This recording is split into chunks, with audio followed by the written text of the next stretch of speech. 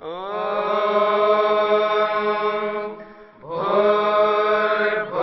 स्वः तत्सवितुर्वरेण्यं भर्गो देवस्य धीमहि धियो यो नः प्रचोदयात्।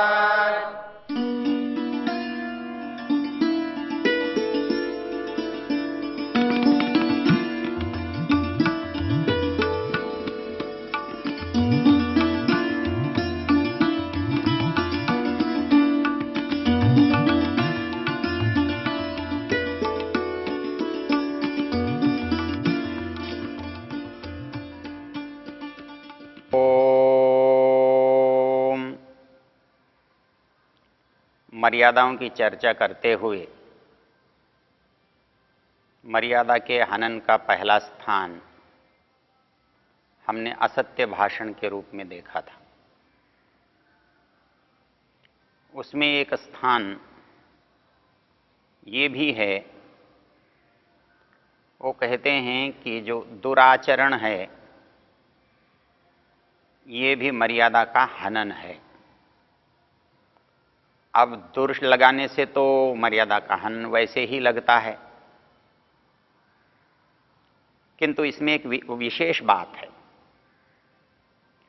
इसकी परिभाषा व्यक्ति, समाज, परिस्थिति से बहुत भिन्न भिन्न होती है। आचरण में तो सभी तरह के आचरणों को हम अच्छे बुरे के रूप में लेते हैं। इसमें बहुत छोटी छोटी बातें भी शामिल होती हैं, लेकिन बहुत बड़ी बातें भी होती हैं। और विशेष रूप से जब दुराचार शब्द का अर्थ हम करते हैं तो जो हमारे संबंध हैं काम से संबंधित, उनको विशेष रूप से ग्रहण किया जाता है। एक बार एक अंग्रेजी पढ़े लिखे व्यक्ति ने कहा कि भारतीयों का चरित्र भी क्या चरित्र है, वो केवल सेक्स को सीमित करने को ही चरित्र मान लेते हैं। चरित्र में तो सच झूठ भी आता है, किसी के साथ ठीक बर्ताव करना भी आता है, नम्रता अनम्रता की बात भी आती है, झूठ सच ईमानदारी भी आती है, सड़क पर नियम में चलना नहीं चलना भी आता है। छोटे छोटे स्थान, छोटे छोटे कामों में जो उचित व्यवहार है उसको भी चरित्र में लेते हैं, ये ठीक है।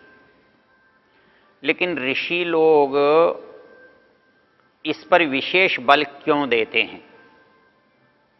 यदि ये हम विचार कर लें तो हमारी आपत्तियां दूर हो सकती हैं। क्योंकि जितनी शक्तियां साधनों के रूप में हमें परमेश्वर ने दी हैं, प्रकृति ने हमारे अंदर रखी हैं, उनमें सबसे महत्वपूर्ण जो है वो हमारी ये कामना की जो शक्ति है ये है।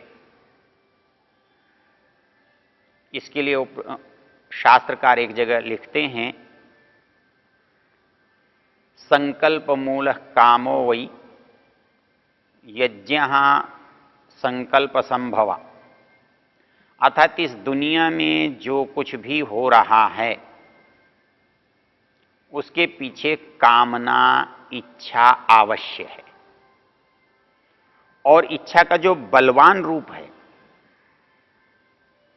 जहां अगर इच्छा को दमित करना, इच्छा को रोकना सामान्य क्या विशेष लोगों के लिए भी संभव नहीं होता, उस अंतिम परिस्थिति को इसके लक्षण के रूप में लिया है। सामान्य रूप से लोग मानते हैं कि एक तो सहज बात है, इसमें किसी की भी सहमति से कोई भी किसी से संबंध बना सकता है, शारीरिक संबंधों को रख सकता है, इसमें क्या बुराई है। कानून की दृष्टि से भी बहुत देशों में बुराई नहीं है, अपने यहां भी बुराई नहीं है। यदि आप इस पर गहराई से विचार करें तो हमारी जो इच्छाएं हैं, अनुभव हैं, उनमें ही एक मूल बात आ जाती है। पहली बात यह आ जाती है, कोई भी व्यक्ति अपनी इच्छाओं का बंटवारा नहीं चाहता। अच्छा, जड़ वस्तुएं तो ऐसी हैं, उनका बंटवारा हमारी इच्छा के अधीन होता है, हम जब चाहें जिस तरह से कर सकते हैं। लेकिन चेतन के साथ बंटवारा इसलिए संभव नहीं है, बंटवारे की इच्छा और बंटवारे के सामर्थ्य दोनों ओर होता है। यदि मैं अपने को किसी से बांटना चाहता हूं तो दूसरा भी अपने को किसी से बांट सकता है। वहां दोनों की इच्छाओं का एक जैसा होना आवश्यक नहीं है।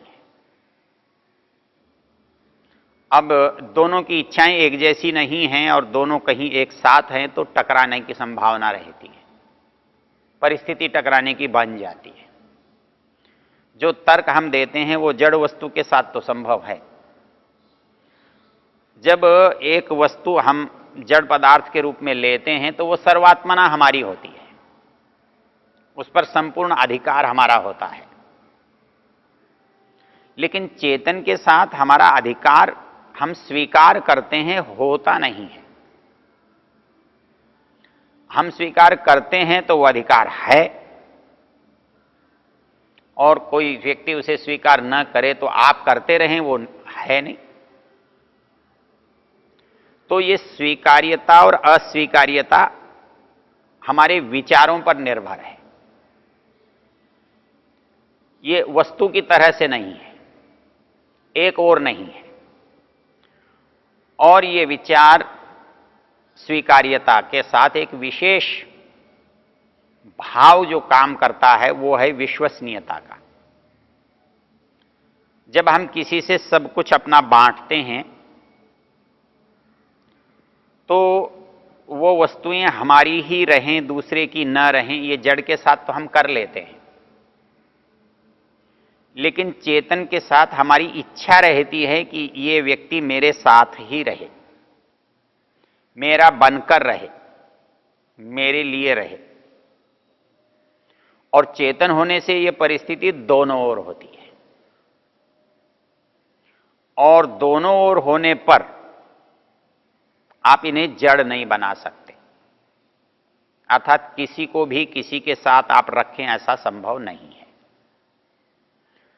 यहां आपको जब दो एक जैसे व्यक्ति हैं, चेतन हैं, तो दोनों को अपनी वस्तु बांटनी पड़ती है, चाहे वो जमीन हो, चाहे वो घर हो, चाहे वो सामान हो। तो ये आपस में बांटे बिना, आपस में एक दूसरे से सहयोग लिए बिना ये चल नहीं सकता। इसलिए हमारे ऋषियों ने इसको भी मर्यादा में शामिल किया है। जैसे और सब मर्यादाएं टूट सकती हैं, टूटने की संभावना बनी रहती है, यहां उनसे भी अधिक बनी रहती है। यहां दोनों ओर से मर्यादाओं का पालन करने की आवश्यकता होती है। यहां एक ओर से पालन करने पर मर्यादा बनी नहीं रहती, क्योंकि तोड़ने वाले दोनों हैं तो बनाने वाले भी दोनों होने चाहिए। तो ये दोनों ओर से जो मर्यादा के टूटने का भय बना है, इससे लाभ होता है या हानि होती है, ये मनुष्य को सहज स्वीकार्य होता है या अस्वीकार्य होता है, इसकी गहराई में बहुत विवाद हो सकता है। लेकिन एक मनुष्य की स्वाभाविक सहज प्रवृत्ति है, जो मेरा है उसमें किसी का दखल न हो। और जब दोनों व्यक्ति ये स्वीकार करके चलते हैं कि हम एक दूसरे के हैं, तो दोनों को ही एक दूसरे में किसी का दखल, किसी की अनधिकार चेष्टा स्वीकार नहीं होती। इसलिए इस मर्यादा के पालन पर जोर दिया गया है, और इसके न पालन करने के परिणाम हम संसार में देखते हैं। मनुष्य और पशु में मुख्य अंतर यही है। पशु इस मर्यादा का पालन बलात् करता है या बलात् करवाता है। वहां प्रकृति से जो संवेग हैं वो नियंत्रित बल से होते हैं, बुद्धि से नहीं होते। वहां एक के नष्ट हो जाने पर, एक के रास्ते से हट जाने पर, एक के दूर हो जाने पर एक का अधिकार बनता है। लेकिन मनुष्य समाज ने एक समझौता किया हुआ है। मनुष्य समाज सारे मनुष्यों को पूर्ण सुविधा अधिकार देना, यही मनुष्यता मानता है। तो जब मनुष्यता में सबको अधिकार मिलने हैं तो यहां बल निर्णायक नहीं हो सकता, यहां सामर्थ्य या सत्ता निर्णायक नहीं होती, यहां मर्यादा निर्णायक होती है। अर्थात हम सब सहज भाव से स्वीकार करते हैं, बुद्धि से स्वीकार करते हैं, दिल से स्वीकार करते हैं कि ये करना उचित होगा और ये करना अनुचित होगा। तो जब इस दृष्टि से विचार कर लेते हैं तो उन मर्यादाओं का अतिक्रमण जो है हमारे अंदर क्रोध पैदा करता है, रोष पैदा करता है, द्वंद्व पैदा करता है, विरोध पैदा करता है। और क्योंकि इसका जो सामर्थ्य है वो अधिक है। अधिक किस लिए है? अधिक इसलिए है कि संसार में को संसार के रूप में रखने की जो जिम्मेदारी है वो हमारे इसी संवेग की है। हम भूख से इस शरीर को जिंदा रखते हैं। भगवान ने हमको भूख के रूप में एक संवेग पैदा किया और उसका लाभ ये होता है कि इस शरीर की आवश्यकताओं को हम पूरा करते हैं और जिससे यह शरीर स्वस्थ रहता है, निरोग रहता है, देर तक रहता है, बलवान रहता है और इससे हम काम कर सकते हैं, इससे लाभ उठा सकते हैं। परमेश्वर ने एक काम को सिद्ध करने के लिए एक और दूसरा जो साधन बनाया, उनमें संवेग है। तो हमारा हर संवेग हमारे किसी न किसी आवश्यकता की पूर्ति का उपाय है, साधन है। तो वैसे ही हमारे अंदर जो आवेग है, इच्छा का, संकल्प का, काम का, उसका जो सबसे बड़ा लाभ है या उसका जो सबसे बड़ा उपयोग है वो है संसार का पुनर्निर्माण, संसार की पुनर्रचना। इस दृष्टि से भगवान ने हमारे साथ उनको इतनी बलपूर्वक भावनाओं से बांध कर रखा है कि मनुष्य न चाहे तो भी संसार चलने की परिस्थिति ईश्वर बनाता रहता है। एक उदाहरण, संसार परमेश्वर की वो सत्ता है जो निरंतर उसके नियम से चलती बनती रहती है और उसके बनने के तरीके इतने प्रकार से, इतने बहुतायत से किए हुए हैं। आप समझते हैं कि आम का पेड़ आपके लिए फल देता है, आप ये समझते हैं कि बड़ के पेड़ में जो फल हैं वो शायद आपके किसी काम के लिए लगे हुए हैं या किसी और वनस्पति में कोई फूल आ रहे हैं तो शायद आपकी सुंदरता का अनुभव कराने के लिए आ रहे हैं। ये बात मूल रूप में ऐसी नहीं है। आम के पेड़ में आम का फल आम को जीवित रखने के लिए आता है। आम का जीवन का जो क्रम ईश्वर ने बनाया है वो ये बनाया है कि भाई इस फल से एक बीज होगा और बीज जब धरती पर, पृथ्वी पर गिरेगा, वर्षा में मिट्टी में दब करके उसमें से अंकुर निकलेगा और एक नए पौधे को, नए पेड़ को जन्म देगा। एक नई पीढ़ी इस संसार में आएगी। वैसे ही परमेश्वर ने एक व्यवस्था ये की है कि ऐसा हो सकता था कि एक पेड़ पर एक बार ही एक ही फल लगे, पर्याप्त है इतना, एक से एक पेड़ बन जाता, लेकिन परमेश्वर की व्यवस्था में कहीं भी न्यूनता नहीं दिखाई देगी, अल्पता नहीं दिखाई देगी। एक पेड़ में एक बार में हजारों फल लगते हैं। हजारों फलों में कहीं एक बीज, कहीं दो बीज, कहीं बहुत बीज होते हैं, और वो प्रतिवर्ष लगते हैं, बहुत समय के अंतराल से लगते हैं। तो उनसे जो अगली उत्पत्ति की जो संभावना है वो शून्य होने लिए बहुत बहुत कम हो जाती है।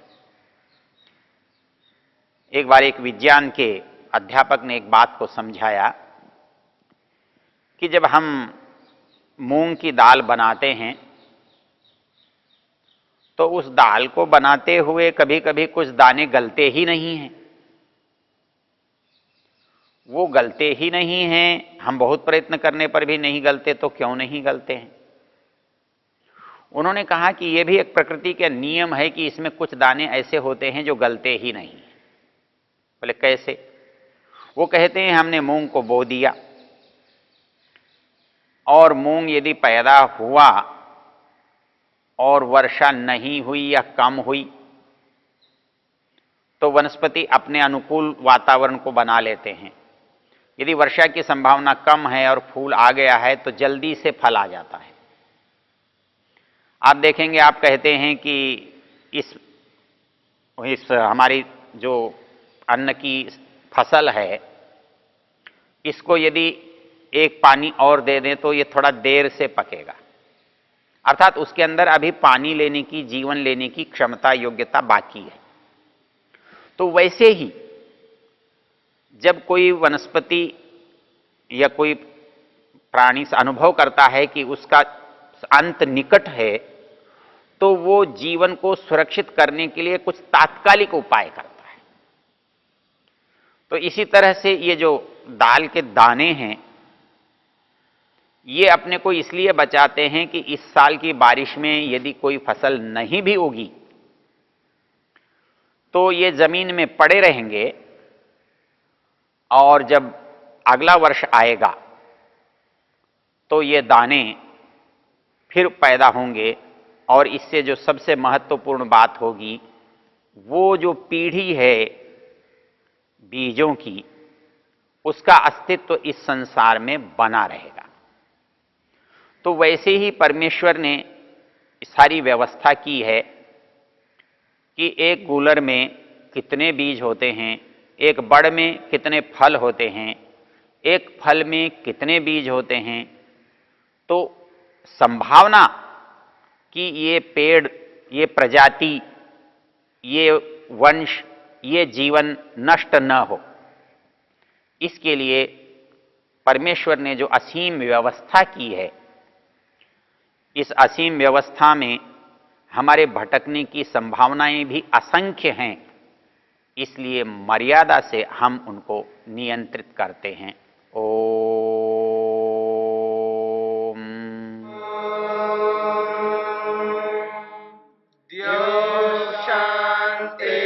शांतिरंतरिक्षं शांतिर्पृथिवी शांतिरापः शांतिरोषधयः शांतिः वनस्पतयः शांतिर्विश्वे देवा शांतिर्ब्रह्म शांति सर्वं शांति शांतिरेव शांति क्षमा शांतिरेधि। ओम शांति शांति शांति।